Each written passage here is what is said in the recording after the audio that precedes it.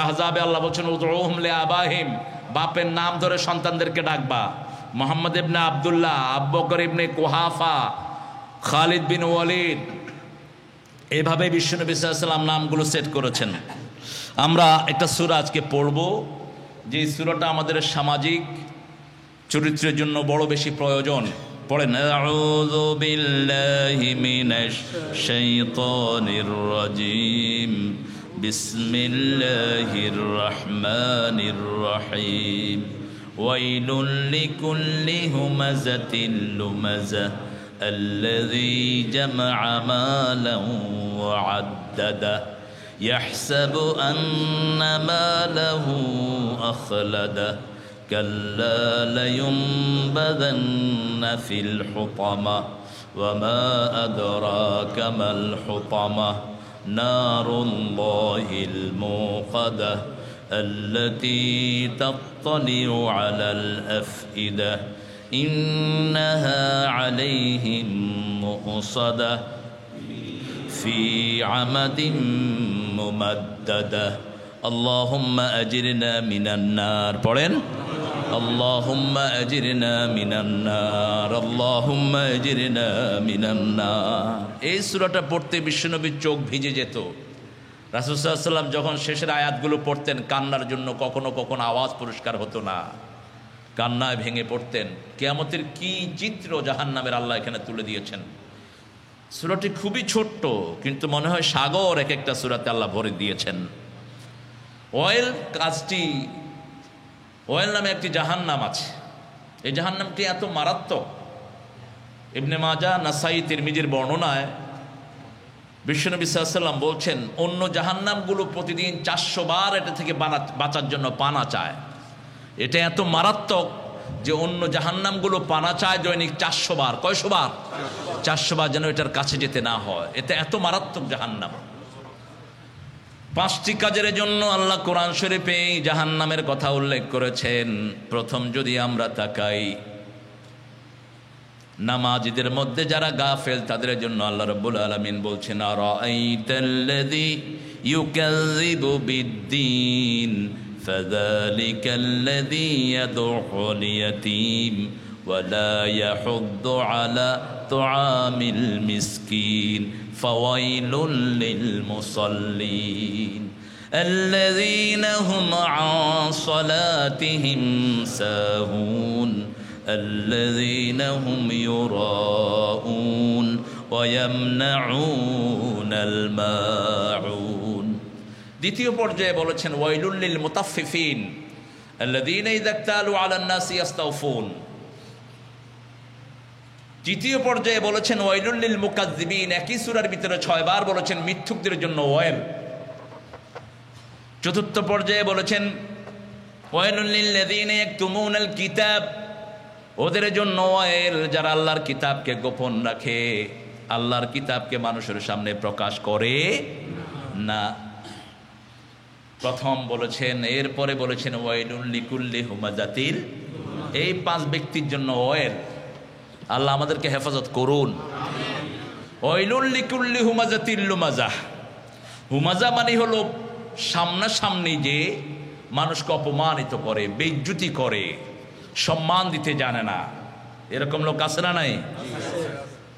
ওনারে চিনেননি? ওই যে উনি আছে না, চিনেন না? ওই যে ঠারে ঠুরে ইশারা ইঙ্গিতে। এখানে তো সব জেলার লোকই আছে মনে হয়। মোর বরিশালের ভাইও আছে, মোর বরিশালের ভাই। ভালো, বাংলাদেশ একটা সুন্দর দেশ। বাংলাদেশের ভাষাগুলো দিয়ে কত চমৎকার একটা কিছু করা যায়। পৃথিবীর কোনো দেশে এরকম বৈচিত্র্যময় ভাষা নেই। ইংলিশের মধ্যে আছে কিছু সামান্য চেঞ্জ, যেমন ককনি, যেটা লন্ডনের ককনি এখানে একদম অচল, চলে না মোটেই। আবার নিউ ইয়র্কে কোনো আঞ্চলিক আছে কিনা I don't know, you know better than me man.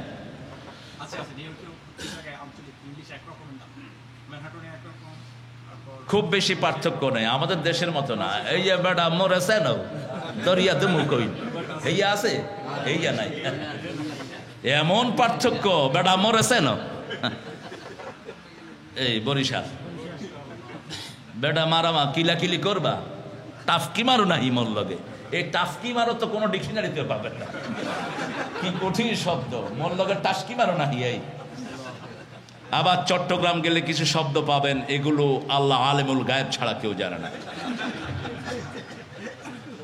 দজ্জার খুলে দিয়ে যায় আরে আতিক্কা দফর। এখন আতিক্কা দফর আপনি কি বুঝবেন এটা? অবশ্য সব জেলাতেই এরকম কিছু আঞ্চলিক শব্দ পাওয়া যায়। যেমন নরসিংদীতে হচ্ছে বুইত্তা মারা, নরসিংদীতে বলে বুইত্তা মারা, মানে বড় জিনিসকে এরা বুইত্তা মারা বলে। এটা নোয়াখালীতেও কিছু কিছু শব্দ আছে যেটা অন্য জায়গায় পাওয়া যাবে না। এটা আমাদের বিউটি, আলহামদুলিল্লাহ। এটা হলো বাংলাদেশের সৌরভ, বাংলাদেশের সৌন্দর্য। কিন্তু ভাষা জানার জন্য কারো কোনো বুজুর্গি নেই। তাকওয়া যার যত বেশি তার বুজুর্গি তত বেশি। কিন্তু তাকওয়া দেখার তো কোনো উপায় নেই, আপনি তাকওয়া দেখাতে পারবেন না। আত্তাকওয়া হা হুনা, আত্তাকওয়া হা হুনা, আত্তাকওয়া হা হুনা, আশারা ইলা সদরিহি। বিশ্বনবী বুকের দিকে ইঙ্গিত করলেন তাকওয়া এখানে এখানে এখানে। হ্যাঁ, হৃদয়ে যদি তাকওয়া থাকে বাহিরে তো আর তাকওয়া ফুটবে। তাকওয়ার আবার লেবাসও আছে, লেবাসুত তাকওয়া যালিকা খাইর ইওয়ারি সাওআতিকা মরিশা। লেবাসুত তাকওয়াটাই হলো সর্বশ্রেষ্ঠ। কার কথা? আল্লাহর কথা। ওয়াইলুল লিকুল্লি হুমাজাতিল লুমাজা। যে মানুষটি মানুষকে সামনাসামনি বেইজ্জতি করে তার জন্য ওয়াইল, তার জন্য অভিশাপ, তার জন্য ওই জাহান্নাম, যেই জাহান্নামগুলির মেঝে সবচেয়ে মারাত্মক। আল্লাহ আমাদেরকে হেফাজত করুন। ওয়াইলুল লিকুল্লি হুমাজাতিল লুমাজা। লুমাজা মানে হলো দূরে, আপনি উপস্থিত নাই, আড়ালে আপনার বিরুদ্ধে কথা বলে, আপনাকে বেইজ্জতি করে, এরকম লোক আছে না নাই? প্রচুর। তবে হ্যাঁ, গীবত কবিরা গুনাহ। কিন্তু জালেম শাসকের বিরুদ্ধে গীবত করাকে আল্লাহ নিজে ফরজ করে দিয়েছে। জালেম শাসকের বিরুদ্ধে কথা বলতে হবে। ইন্নাল্লাহা লা ইউহিব্বুল কাওলা বিসসুই ইল্লা মান যুলিম। আল্লাহ কাউকে কারো খারাপি বলা পছন্দ করেন, কিন্তু জালেম ছাড়া। ফেরাউনের খারাপি কে বলেছেন? কথা বলেন। নমরুদের খারাপি কে বলেছেন? আল্লাহ বলেছেন তাব্বাত ইয়াদা আবি লাহাবেও। এটা কার আয়াত? মানুষটা কে ছিল? আবু লাহাব। আবার ডাক্তারের কাছে গেলে আপনি খারাপই বলবেন। ডাক্তারের কাছে গেলে দোষ বলতে হয়। দোষ বলাটাই তো হলো গীবত। দোষ বলাটা কি? একজনের মধ্যে একটা কাজ আছে, সেটা বলাটাই গীবত। আর যদি না থাকে তাহলে মিথ্যা তোহমত, মিথ্যা তোহমত, বুহতান আযীম। ওটা যেন আমরা সর্বনাশ কখনো ওদিকে না যাই। তৃতীয় হলো কোনো টিচারের কাছে অথবা কোনো গার্ডিয়ানের কাছে আপনি দোষ বলতে পারবেন। চতুর্থ হলো বিয়ের সময় ছেলে মেয়ের পরিপূর্ণ অবস্থাটা আপনি বলে দিবেন, দোষ যেটা আছে সেটা বলবেন। বিশ্বনবী সাল্লাল্লাহু আলাইহি ওয়াসাল্লামের কাছে একজন প্রিয় মহিলা সাহাবী এসে বলছেন, ইয়া রাসূলুল্লাহ, আপনার দুইজন সাহাবী রাদিয়াল্লাহু আনহু আমাকে বিয়ের প্রস্তাব দিয়েছেন। কয়জন? দুইজন। রাসূল সাল্লাল্লাহু আলাইহি ওয়াসাল্লাম বলেন একজন ফকির, আরেকজন বদমেজাজি, হাতে সব সময় লাঠি থাকে। বিশ্বনবী সাল্লাল্লাহু আলাইহি ওয়াসাল্লামের প্রিয় সাহাবী মহিলা সাহাবী রাদিয়াল্লাহু আনহা চিন্তা করলেন, এটার ঘরে গিয়া কিল খামু কেন, আর এটার ঘরে গিয়ে উপোস থাকবো কেন? দুইটার একটাকেও বিয়ে করলেন না। বদমেজাজি, এটা কি ভালো গুণ না খারাপ গুণ? খারাপ গুণ। ফকির, এটা কি ভালো গুণ না খারাপ গুণ?